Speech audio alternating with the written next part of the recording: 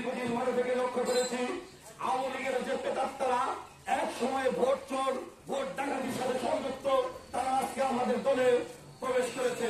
তারাই আমাদের দলে প্রবেশ করে দলকে বিভিন্নভাবে বিভক্ত করার অপচেষ্টায় তারা লিপ্ত।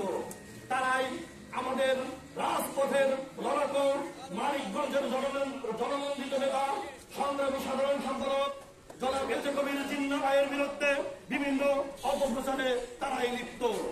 যারা রাজপথে দীর্ঘ 17 বছর যুদ্ধ করেছেন, যারা ছাত্র দল, যুব দল, কৃষক দল, বিএনপি করে ঢাকার নয়াপল্টনে রৌদ্রের ভিতরে না খেয়ে বিভিন্ন প্রতিবাদ সভা সমাবেশ করেছে।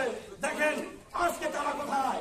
কিন্তু এই অনুপ্রবেশকারীরা, এই ভোট চোরের দালালেরা, এই ভোট চোরের দালালেরা আজকে দলের ভিতরে অনুপ্রবেশ করে সেই জননন্দিত নেতা এতে কবির জিন্না ভাইয়ের বিরুদ্ধে বিভিন্ন অপপ্রচারে লিপ্ত। আমি আজকে কোরিয়া ইউনিয়ন বিএনপির সভাপতির কাছে আকুল আবেদন জানাবো, আপনি এদের বিরুদ্ধে সাংগঠনিক ব্যবস্থা নেন। যদি আপনারা ব্যবস্থা নেবেন, জিন্না ভাইয়ের হাতে ধরা সৈনিকরা এখনো রাজপথে আছে, ইনশাল্লাহ আগামীতেও থাকবে। তারা তাদেরকে রাজপথে